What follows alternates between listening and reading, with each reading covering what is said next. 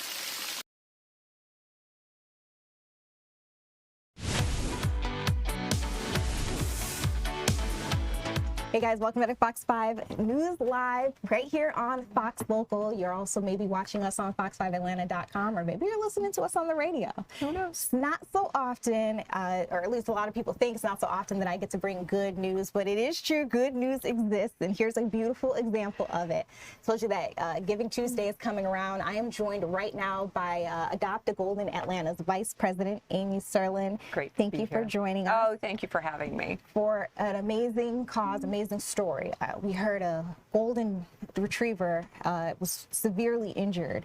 You guys found him, I believe, on the side of the road. Am I mistaken? Yeah. Well, very quickly. So his name is Neely. Yes. And one of our volunteers was actually walking with her boyfriend through a field and heard some crying, and looked down, and here was this dog that was clearly injured.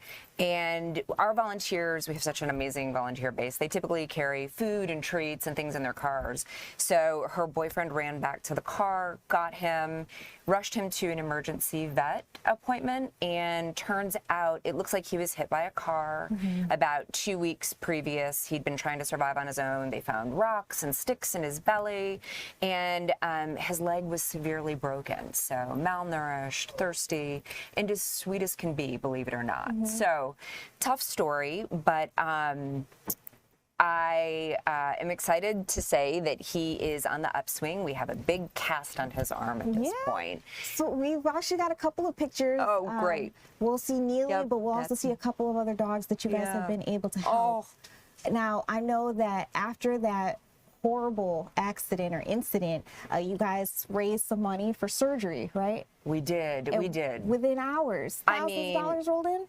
The Atlanta community stepped up in a way that was so incredible. And you're right, it is a really nice story to tell because there is good news every now and again. We put the social media call out, a very quick campaign. Within 3 hours, we raised $18,000, which was our goal for his surgery. And, you know, the tough part for us is there's a million Neelys and Bells, and that continues for us. And so we opened the opportunity to continue raising funds for Belle, which is another dog that we had brought in. And within 24 hours, we raised almost $30,000 to support their surgery. I can't. It's so amazing. It is. No, it's so amazing. It was all done through Zephy, which is our fee-free platform, who we just onboarded with, I don't know, maybe a couple weeks ago. And so 100% of that $30,000 goes directly to fund their surgeries. Yeah, it's incredible. So again, just a reminder that the people around you are doing amazing things. Yes. Our neighbors are great people, and it's kind of that motivation or inspiration knowing that the people around you are helping every single day to help, you know, little pups like this. Oh, so sweet. Now, another question that I have for you, you mentioned Belle briefly. Can you tell us about Belle's story? Sure. Belle is another tough story to hear about, but thanks to the Atlanta community, she's being funded. She was actually an owner surrender. So her story very quickly was she was given to a friend. Her owner could no longer pay for her medical needs. The previous owner kept her outside for about a year and decided, well, maybe we should try to find a better home for her. So we were the call, and we're always grateful to receive that call. When we took her in, it was tough. She had a variance of issues, malnourished, covered in fleas and ticks. Because of so many bites, she was anemic. She has hip dysplasia. She has things going on with her knees that it's kind of, I guess, could be equated to a torn ACL. So her surgery and her recovery has been very long and very hard, but she's also on the upswing too. And as I said, there's so many Neelys and Bells out there. But those are two success stories. Well, okay, let me ask you there. For every Neely and Belle, we've mentioned that there are plenty of other dogs out there that need help. Your organization is able to help some of them. What is the best way to try to donate or help you guys out so you can continue helping? Thank you for asking. So on average for us, it is about $2,200 for every dog that we bring in for basic needs, health, care. We have a few ways. You can go to adoptagoldenatlanta.com. There's ways to donate through many situations. A memory wall, our medical funds, which is always in need. need supplies, things of that nature. So adoptagoldenatlanta.com and go to the donate section. We also have our spring gala that we're preparing for. So that's going to be on May 1st, 2026. So you can do sponsorships. We'll take silent auction items, tickets, individuals. Everything is on sale and can also be found also within our website. Okay, May 1st. We're definitely going to want to bring you back around then to talk about that too. Thank you. I want to ask you a personal question though, because people in our profession, I think other people don't necessarily think about it, but we unfortunately see a lot of death, destruction, sad things on the daily, but somehow are still able to get up every day to continue to help, continue to spread awareness. What motivates you? Oh, wow. That's a great question. Thank you for asking.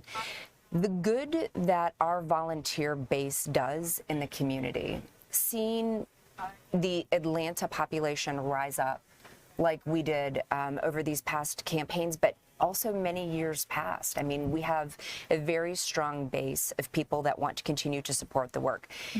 It's hard.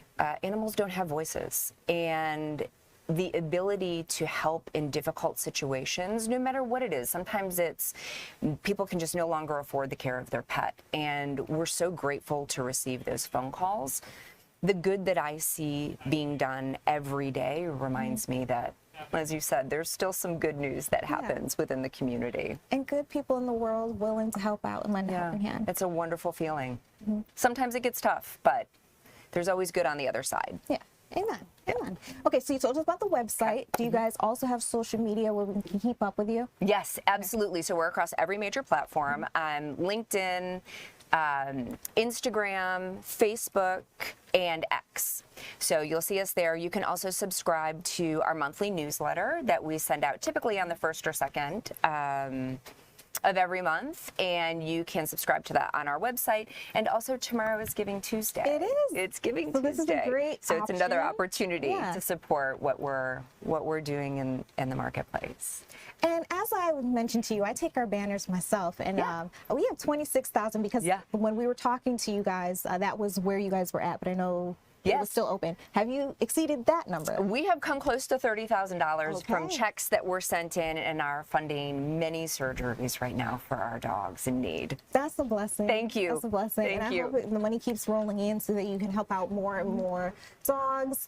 Now, I think I asked you this already, but I want to ask one more time to make sure everybody's got this. For people watching who are motivated and moved by Neely and Belle's stories, tell us one more time how they can help out. That's great. Adoptagoldenatlanta.com. There's a donate button, I think, in the top left or right of the website. You can go there and put fees directly in, whatever amount, $5, $10, anything you have to give adds up and helps 100%. And again, a thank you to Zeffie, our fee-free platform. That means 100% of the money that you put in goes directly to support the dogs. Beautiful. Okay, so you guys, this has been Amy Serlin. Thank you. Joining us. She is the Vice President of Adopt a Golden Atlanta, and I really appreciate your time here I on appreciate Fox you having Local. me. Thank you. You're welcome. With that being said, I'm looking, the time now is 11:23. It's about that time for a break. We'll be right back.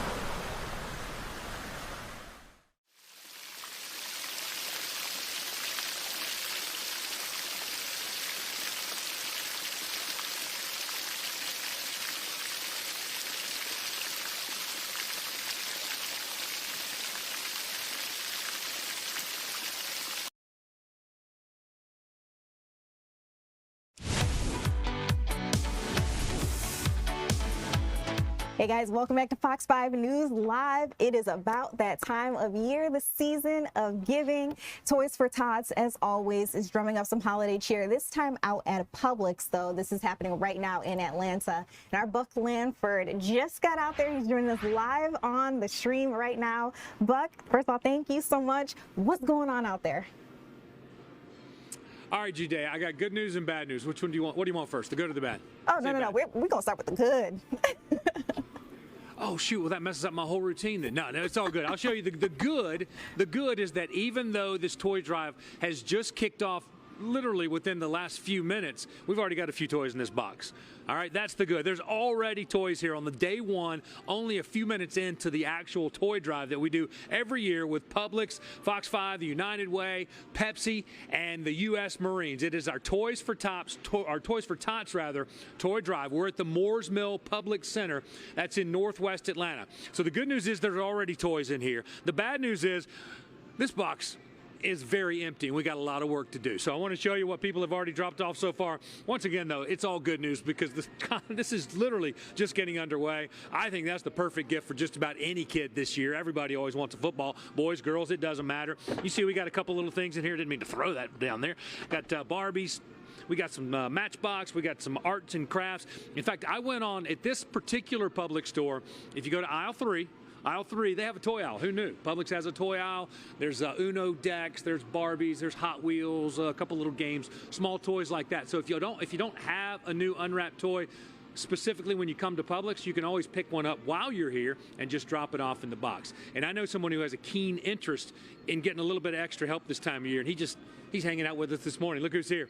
It's Santa Claus. It is Santa. Merry Christmas to you, Santa. I haven't seen you since about this time last year, right? How's your off season been? We've been getting ready for this year. It's always a year-round complex. Yeah. Got to work on it, get the elves going, get the toys ready for Christmas, and now we got to get this campaign going here to fill the toys for Atlanta area kids. Make everybody smile. You're like a pro athlete. There's really no off season. You got to stay in game shape all year, right? That's right, game shape. We might go to the beach every little bit, but game shape all year. We always go work it out. We're filling up on cookies and getting ready. Man, that sounds like a good gig. All right, let's talk about some toy suggestions. I know that you're an expert in that. I know it's early in this campaign, but every year the need seems to be there's specific age groups that maybe we're lacking. So what do you think this year we need to make sure we focus on? Well, we need to focus on our 0 to 3 boys and girls, the young kids, very little play toys, dolls. Also the 13 to 15, 16-year-old kids. Anything is special for them. Put a smile on their face. All right, and suggestions? You got any ideas for what might be good for those age groups? Okay, and the younger kids, naturally the blocks, the stacking blocks, you put them in there just to get your mind going a little bit. And for the teenagers, we need to say you can do anything. You can do earbuds, you can do straighteners, music things, toys, Legos. The world, we can do everything. Man, you have to stay on the cutting edge of what's the cool and hip new toy every year, don't you? That's not easy. That's tough. It's tough, but I got my else helping me out on that. That's true. You do have a lot of help. So here's the deal. This campaign runs from December 1st through December 14th. Go to wherever your local Publix store is, and they're getting their boxes today if they're not already there. They'll be set up today at your local Publix store. So easy to just bring a new unwrapped toy and drop it in the box. And as we said, if you forget, there's a toy aisle here at Publix, so you can get something small while you're here, add it to the grocery list, throw it in there. And if you can't make it out to Publix between now and December 14th when this campaign ends, or if you do and you just want to come out and spread some more holiday cheer, don't forget about the great toy drop. We do it every year. How much fun is it out there? Because people, sometimes we see literally truckloads of toys come in. That's an amazing operation. We got another week for that. Bins and bins full of toys coming in. It really makes your heart smile. Yeah, it really does. Put a does. little love in your heart. That's what it's doing. For sure. That's exactly what it does. The great toy drop. Let me make sure I don't have that date wrong. It is the 6th. So it's Saturday the 6th. It said this Saturday the 6th at the Sandy Plains Road Public Store. That is in Marietta. So go ahead, if you're going to be at Publix anyway, drop off something while you're here and then maybe come see us again. A lot of your favorite Fox 5 personalities will be there. This guy's there. And you always want to come out and I mean, claws. There might be a couple of elves show up. You never know. Well, I think about those people who are on the cutting edge of the bad and good list. This might be the thing that just puts them right over the top, right? This makes them teeter to the nice list. Yeah. You know, you put a smile on your face, and it just makes you warm to your heart. And then this time of year, that's what we all need. I always show up there every year because I'm always a little questionable on that list, right? That's right. I'm watching you every day, Buck. I've been pretty good this year. You've been good, but I've done better. we got some things to discuss. All right. Well, oh, great. We got some things to discuss. Maybe I'll keep this going as long as I have to. I don't want to have to sit down and talk to Santa. But as you see, Judea, the work's underway, but I want to see this thing overflowing. ASAP, all right? The need is big, as it always is, but you know what? The generosity of Atlantans historically has been big as well, and I think we'll see that again this year. Absolutely. I couldn't have said it better myself. And I do think that Santa has been watching you and Paul, Buck, so you might want to clean up your act. He's watching right now off camera. He's watching literally right off camera. He's checking his list. Can't get away from that guy. I can't believe you got us an Just check it once. exclusive Don't check it twice, interview okay? all the way from the North Pole. Thank you so much for joining us right here on Fox Local Buck. I'll let you get back to it. All right. All right, you guys, we're taking a live look outside right now. This is Mercedes-Benz Stadium. It is a pretty cool, crisp afternoon that we are rolling into, and I want to make sure that that's how it's going to stay. So joining us now at the Fox 5 digital desk is Alex Forbes, our meteorologist. Feels like Christmas out there. Yeah, it does. It's The only cool. thing we're missing is snow. Exactly. Well, yeah. Let's not do that for Christmas. We maybe do that after Christmas. I would give us some headaches, at least leading up to it, right? And of course, the travel and all of that. But no, yeah, the days, they are counting down. So here we go. I've got the lineup for you now. We are now 3 weeks away from winter officially beginning, according to the astronomers. But actually, Leslie, that's going to be graphic 7 there. So we are going to look at this here in just a few moments. But, oh, it's not there. Okay, well. Okay. Let's have a discussion. Chat about it. Yeah. No, so 3 weeks away from winter officially beginning, according to the astronomers. Now, this is the 3 weeks where the astronomers and the meteorologists fight. So we say winter begins December 1st just for record keeping, right? It makes it simpler. But that also means meteorological fall has come to a close. So as we look at this now, there it is. As we look at this now, right, 24 days away from Christmas. Now, it's feeling more like winter out there than fall. 47 in Atlanta, 44 over in Canton right now. How about Dalton? They haven't gotten out of the 30s all day. It's 38 up there and 52 in Eatonton. Now, we're going to really crank up the rain machine later this evening. You're looking at Fox 5 Live Viper right now. Not a ton going on, but look down to the south here. You see that developing low pressure in the Houston area? Basically, what you're going to see through the day today is that rain is going to fill in not only across Louisiana, but all the way up to Alabama very suddenly. It's going to be working with some Gulf moisture there, and then that's going to move in later on this evening. So I would be looking for rain to arrive now, likely on the later side of the evening commute, 6, 7, 8 o'clock. Widespread overnight rain tonight, and then widespread rain continuing for the Tuesday morning commute. So I would allow maybe 20, 30 extra minutes to get out the door Tuesday morning. It's not going to be the best weather to do it. You're going to not want to get out of bed in the morning. It's going to be cold outside. You're going to hear the rain on the roof, but you know, it's not going to get out of here early enough for that, but it will in time for the Tuesday evening commute, clearing skies across north and central Georgia. So let's check it out. There's your hour-by-hour forecast now. The rain really picking up later this evening. So notice some scattered showers around here for the 5 o'clock hour, and then there we go into the overnight. You see how quickly that low pressure was moving. Yeah. That's really going to be the driver in terms of the rainfall rates. But then 6, 7 o'clock, the back edge of the steadier rain begins to move out, all right? So cloud cover by 10 a.m., and then we might even see some peaks of sunshine tomorrow afternoon before the sun sets. Now, that is going to set the stage for a cold Wednesday overnight. I'm looking at low temperatures likely in the 20s, but it will be a clear day on Wednesday. Whenever you get that high pressure, that's when you see those bigger temperature fluctuations. So here's what we're looking at in terms of December now. So average high today is 59.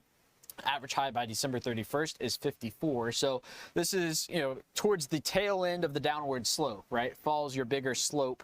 December is the end of that. So, you know, January and February typically pretty cold, but it's not much change between those months. And then, of course, we'll start warming up there into spring. Today, 51 in Atlanta, 50 in Canton, 47 in Gainesville, 50 in Blairsville. Then for tonight, this is important to note. We are all going to be above freezing, all right? So not looking at any frozen, wintry stuff across north and central Georgia. Thank goodness. Yeah, that would not be fun. Now, I would also highlight that we're looking at December being a wetter month. So we've got, you know, the opportunity to pick up an inch or two of rain tonight, another opportunity for Friday. That's not going to set the stage for the best weather on Saturday for the SEC championship, but it is December after all, and this is what happens around here in December. Goodness gracious. Well, we were talking about travel and whatnot, and a lot of us are just now coming back into state. Yep. Some of us were in warmer regions, so this is like a slap in the face. Right. Shock to the system. Well, and you highlight, the weather playing a role in that. I believe it was Saturday. Chicago had like 500 some odd cancellations just based on the snow up there. So, I know the weather wasn't the best in Atlanta last Tuesday for the travel, but I'm glad that we weren't the problem this weekend. Yeah. All right. Actually, Alex, while I have you, though, I do want you to stay real quick because I have Flight Aware pulled up. Yep. Can we get a live look out at the Atlanta airport? I am seeing 177 delays today at the airport, 20 cancellations. Now, based on the forecast that you just gave us, is that due to weather or could it just be due to, run the mill? So some of that could be due to what you call low ceilings at the airport, which means the cloud cover is really low to the ground, and they have to use what's called visual flight rules to land, which can throttle the amount of airport traffic that they can handle. So it's not that, there's rain and cloud cover around necessarily causing issues on the ground. It's basically limiting the amount of volume that you can sometimes take in. Now, it's important to note that you're able to pick that out real easily because you're looking at delays rather than cancellations, right? If you're looking at cancellations, that might be a bit of a different story.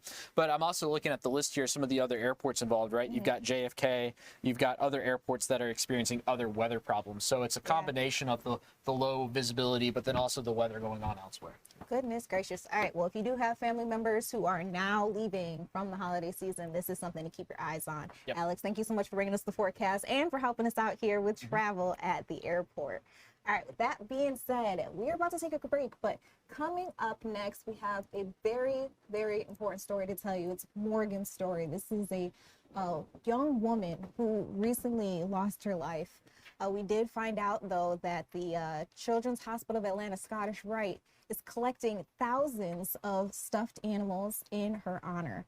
We'll have more on that story when we come back.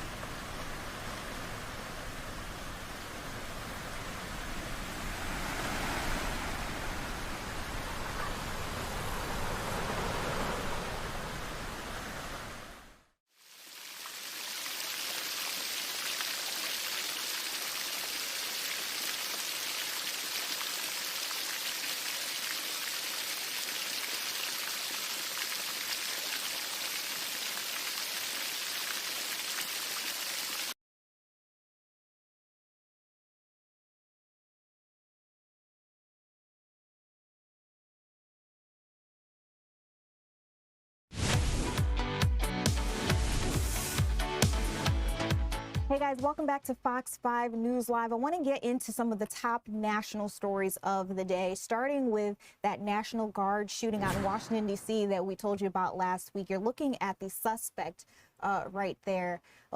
want to let you know that President Donald Trump has decided to invite the families of the 2 National Guard members who were shot for a visit at the White House.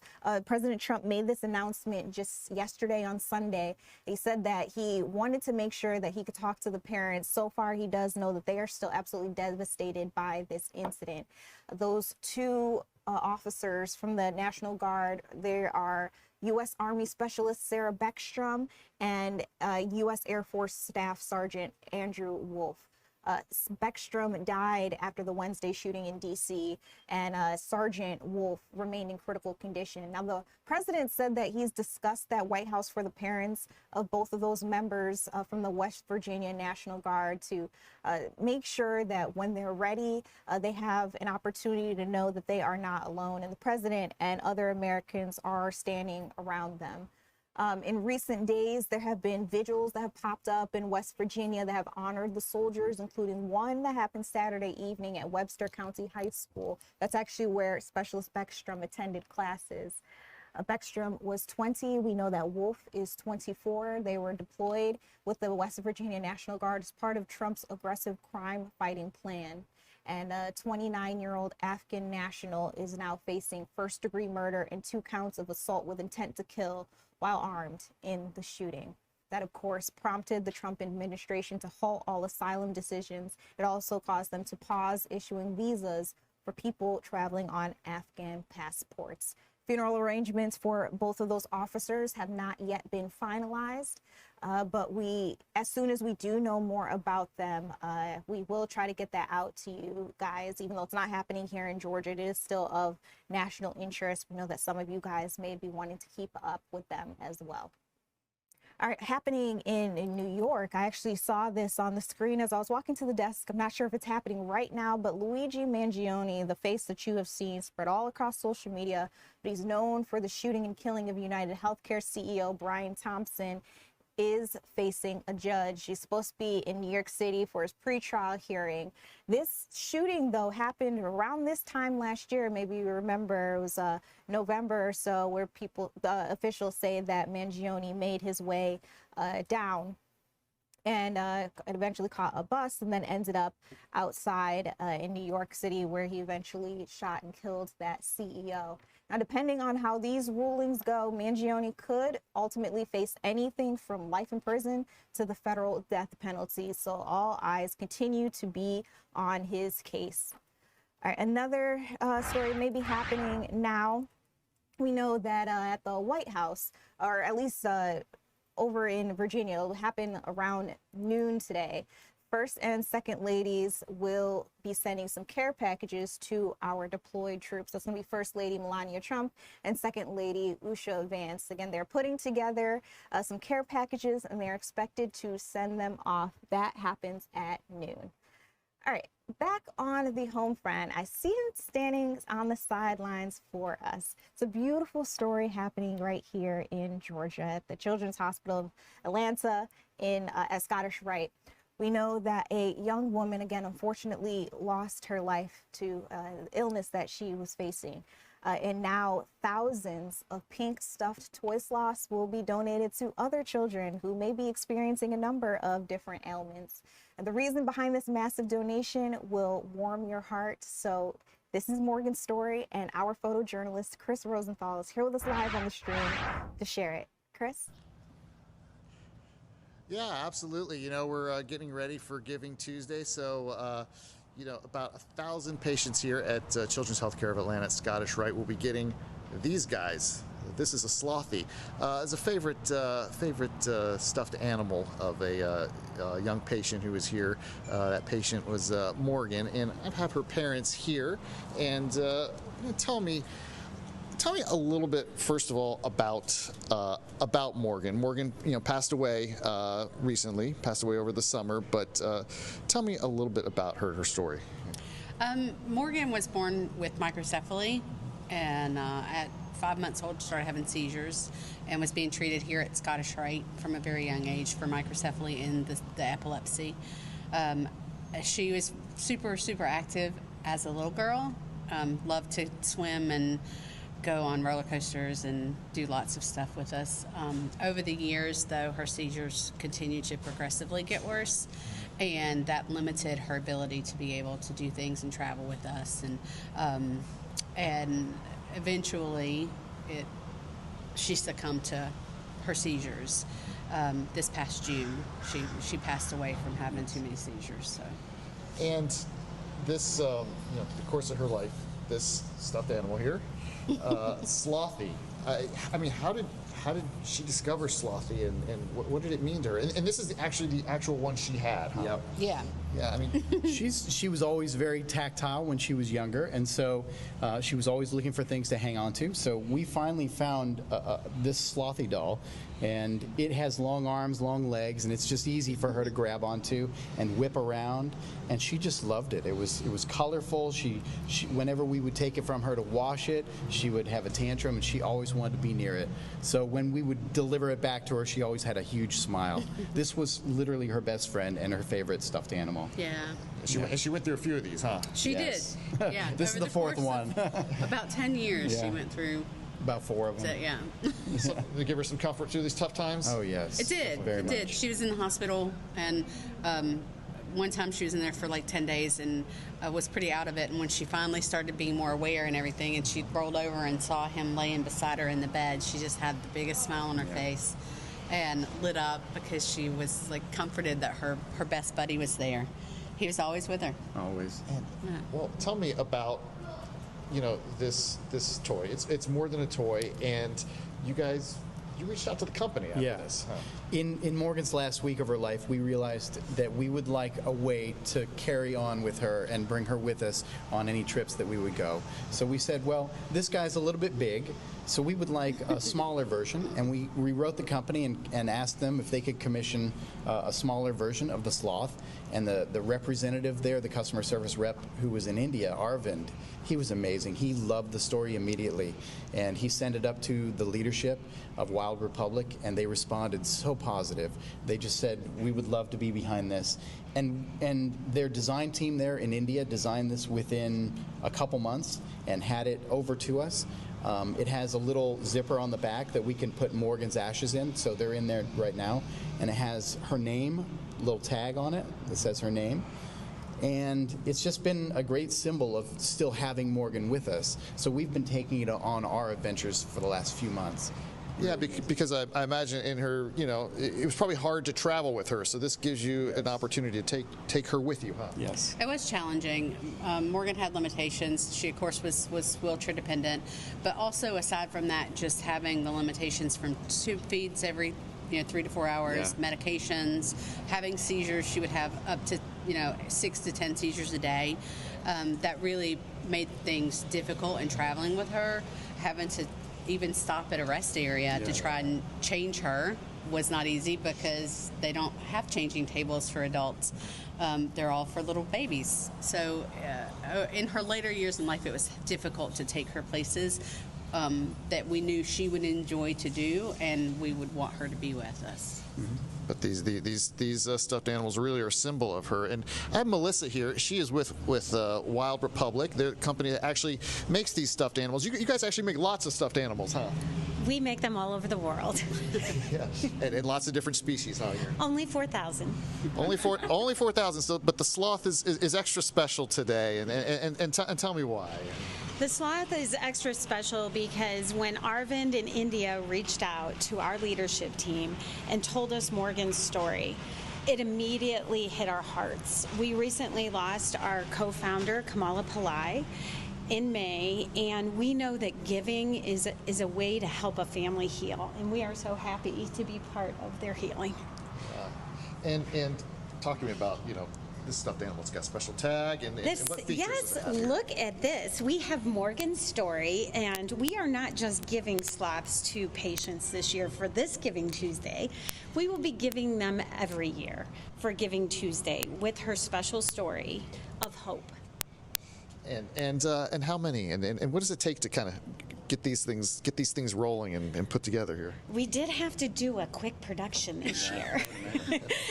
We were giving 1,000 every year to ensure that every child at the hospital here in Atlanta has something that they can hold for comfort at the holiday. Yeah, and I know Arvin's not here, but I mean, talk to me about that and how he pulled that together. Arvin is a person that reminds us that giving has no global borders. Here at Wild Republic, we are so honored to have Morgan's story to remind us and connect us all over the world. And so you guys are about to go in there and give these away, huh?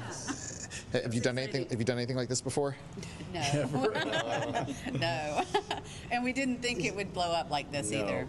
Like, we were just hoping to maybe get a little sloth made that we could purchase. And we never knew that it would turn out like this, but it really is so warming that my daughter's name is going to live on for years to come, and this is a great legacy for her. So. What do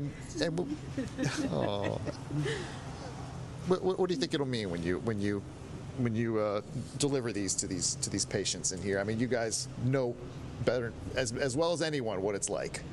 Well, I can relate to like when Morgan was in the hospital when she was little, and we would get one year we got this bear from Scottish Rite. We were here, or the Falcons would come visit, the Braves would come visit, different people, and it was special because it kind of took you away from the hospital for a minute and helped you forget that you're enclosed in these four walls and you're going through something difficult. And so I'm hoping that these guys can bring some comfort and joy to the kids, give them something to distract them a little bit while they're in the hospital. It's more than just a stuffed animal, huh? It is more than a stuffed animal. For sure it is. Yeah. Yeah. It's a best friend. It was Morgan's best friend. Yeah. Absolutely. And Slothy's the name, huh? Slothy is what we. That's what we called it, and she always knew that it was hers. Him. Yeah. So. What do you think she would say, or how would she react if she were here and to see this? We were joking about this yesterday. If she saw this many sloths, she would want to jump in and grab them all and just hug on them all. She'd be rolling around. Yeah. She wasn't vocal, and she didn't understand too many things, but she knew how much this meant to her. And I think if she could understand the gravity of what's going on here today, I think she would love the fact that it's going to all these children and giving them peace as well. I mean, that's our hope. Yeah. She couldn't communicate a lot, but she understood love. And I think that's part of why she lived as long as she did, is because she received so much love and she also gave so much of it. And she would just be over the moon about this. And we have a whole bunch of them here. We got the boxes of them here, all lined up and ready to go on display to go up to those patients upstairs here at Children's Healthcare of Atlanta, Scottish Rite. Hey, Chris, this is Judea. I have a question for Melissa while she's still standing there. I do understand that thousands of these slothies will be donated, but are we also able to purchase any? Some people in the newsroom are also watching and they wanted to know. Oh, okay, I'll ask. So I've got them, our anchor, she was asking, these things are really cute. We know you're donating them and you're firing up the production line. So I think some people want to purchase them. Are you guys, are these going to be available for that? Absolutely, on wildrepublic.com. So yeah, wildrepublic.com. You can go find these. And will they have the Morgan Kaler tag on them and everything? Yes, they will. So there you go. You can get the special one, just like the ones we have, here that they'll be getting at the hospital. Beautiful. That means that we can help continue to spread Morgan's story. So I appreciate everybody for joining us here today. You guys did an amazing job, and I know in just a couple of minutes they will be going into the hospital to go ahead and give these toys out, these slothies out. So it's a beautiful story that he's able to share with us live here on the stream, and I thank him for his time. Now, I am keeping up with our YouTube chat. So first, I want to give a couple of shout outs. I want to say hello to James X5153, who just joined us and is now in the chat. And then I also want to give a shout out to John Brenda Conwell 6000 and Lou Springer 9320. So the difference between this and a typical newscast, we're able to interact with you guys like in real time. So if you have a question, a comment, concern, you hit us in the chat. We will be able to answer that right here live on the stream. Now I want to go back over a couple of our top stories of the day. Just make sure that you guys remember all Decatur schools, those city schools, will be closed. They're sending kids home. There's a water main break reported on 3124 Midway Road. It's actually a 36-inch water main break, so that's pretty significant. It's disrupting water service across DeKalb County. And so while DeKalb County Watershed Management is working on this, we don't have an exact timeline for when everything could be fixed. So all after-school activities have been canceled. We have a story up online with even more information for you, especially if you have a child who attends one of these schools. All campuses have been shut down. All students have been sent home. If your student doesn't ride the bus, though, they were asking you to pick your child up from school as soon as possible. We got this information about an hour and a half ago, so we're keeping our eyes on that.